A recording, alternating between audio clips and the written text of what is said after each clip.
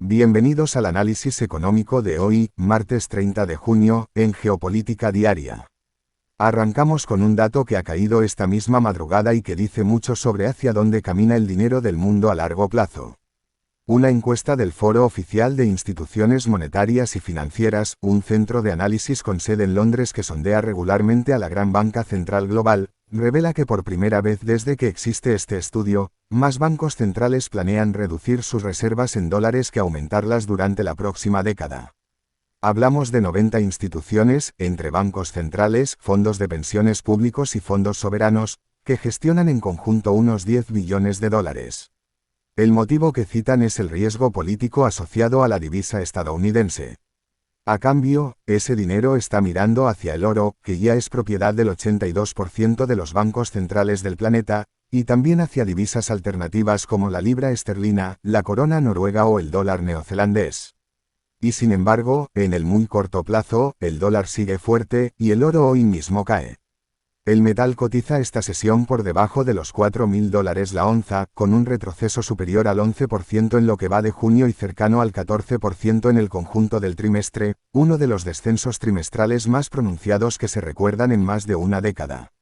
La razón de esta aparente contradicción es sencilla: mientras la tendencia estructural empuja a diversificar fuera del dólar, en lo inmediato el mercado sigue descontando que la Reserva Federal de Estados Unidos podría subir tipos de interés antes de que acabe el año, lo que sostiene a la divisa estadounidense y castiga a un activo refugio como el oro. Aún así, ni Goldman Sachs, que mantiene un objetivo cercano a los $4.900 la onza para fin de año, ni JP Morgan, que apunta a unos 6.000, ni Morgan Stanley, que se sitúa en torno a los 5.200, han retirado sus previsiones alcistas pese a la corrección reciente. Esa expectativa de subida de tipos viene directamente del nuevo rumbo que el presidente de la Reserva Federal, Kevin Warsh, le ha dado a la institución desde su primera reunión como responsable del Banco Central, hace 2 semanas. Warsh mantuvo entonces los tipos sin cambios, pero el mercado interpretó su discurso como claramente más duro frente a la inflación que el de su predecesor, y hoy los inversores asignan una probabilidad superior al 90% a que llegue una primera subida de tipos antes de octubre. Esa misma tensión entre controlar precios y no frenar el crecimiento es precisamente el tema central del Foro de Banca Central que el Banco Central Europeo celebra estos días en Sintra, Portugal, y que hoy vive su jornada más relevante, con un panel conjunto en el que participan el propio Warsh, en su primera aparición internacional como presidente de la Reserva Federal, la presidenta del Banco Central Europeo, Christine Lagarde, el gobernador del Banco de Inglaterra, Andrew Bailey, y el gobernador del Banco de Canadá, Steve McClellan. Lagarde adelantó ayer en su discurso de apertura que la institución europea vuelve a apoyarse en los tipos de interés como herramienta principal tras más de una década de medidas extraordinarias, defendiendo que la subida de tipos decidida en junio respondió a un problema real de inflación y no a una simple medida de precaución, con las proyecciones del organismo situando la inflación en la zona euro en el 3% este año y solo de vuelta al objetivo del 2% hacia finales de 2027. Esa cautela de los bancos centrales tiene mucho que ver con lo que ocurre en el mercado del petróleo, donde el origen de buena parte de la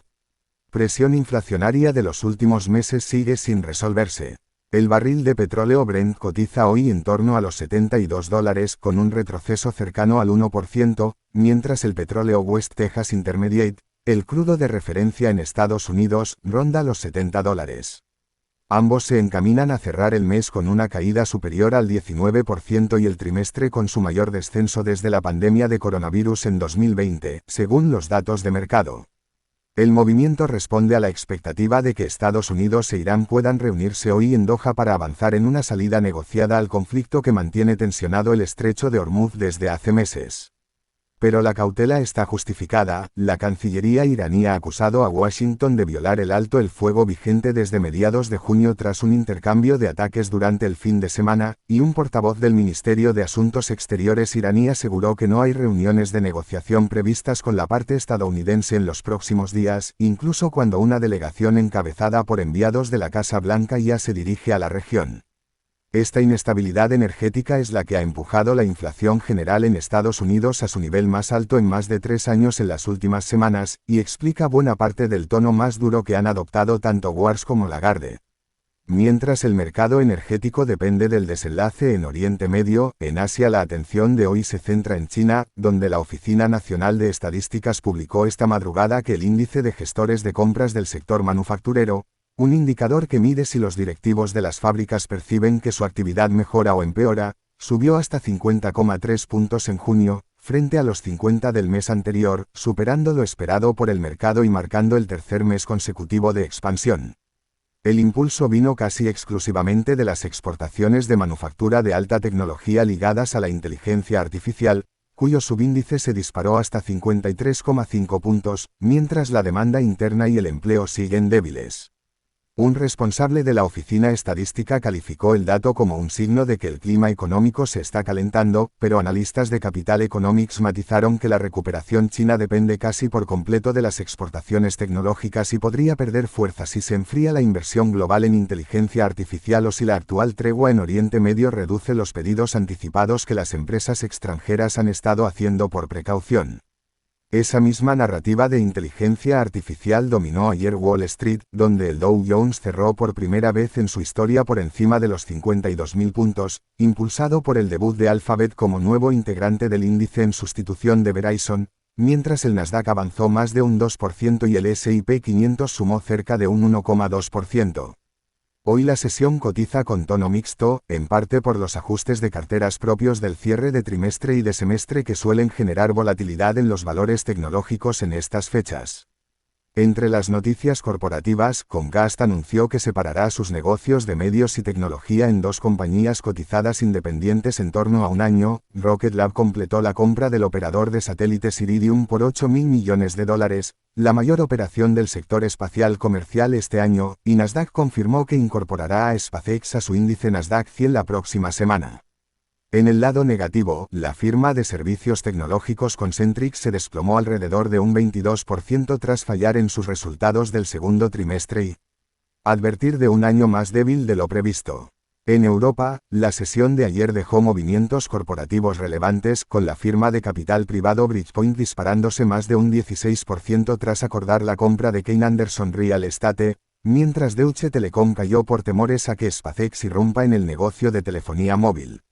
Esta noche, tras el cierre de Wall Street, conoceremos los resultados trimestrales de Nike, una referencia clave para medir la salud del consumidor estadounidense y global. El consenso de analistas espera una caída de más de un 20% en el beneficio por acción y un descenso en ventas cercano al 3%, con la Gran China como principal foco de preocupación, donde la empresa prevé un desplome de ingresos de alrededor de un 20% mientras ejecuta una limpieza de inventario. La acción acumula una caída cercana al 35% en lo que va de año. En el mercado de bonos, la rentabilidad del bono del Tesoro estadounidense a 10 años se mantiene cerca de su nivel más bajo en varias semanas, en torno al 4,38%, una señal de que la caída de los precios del petróleo está compensando, al menos por ahora, el tono más duro que ha mostrado la Reserva Federal de Estados Unidos sobre futuras subidas de tipos. Cerramos un primer semestre del año marcado por la guerra entre Estados Unidos e Irán, por un giro hacia la cautela inflacionaria en los principales bancos centrales y por el primer indicio serio de que el mundo empieza a alejarse, aunque sea lentamente, de su dependencia histórica del dólar. Las próximas horas serán especialmente densas. Mañana se conocerá el dato de inflación de la zona euro correspondiente a junio, el jueves llega el informe de empleo de Estados Unidos, y todavía esta noche sabremos si Nike confirma o desmiente las señales de debilidad del consumo que el mercado lleva meses temiendo. Como dijera el mercado, esa avalancha de información dirá mucho sobre si el segundo semestre arranca con la misma volatilidad que ha marcado los últimos meses, o si por fin encuentra un punto de apoyo. Gracias por acompañarnos un día más en Geopolítica Diaria. Si este análisis les ha resultado útil, les invitamos a seguir el canal, dejar su me gusta y compartirlo con quien crean que también puede sacarle provecho.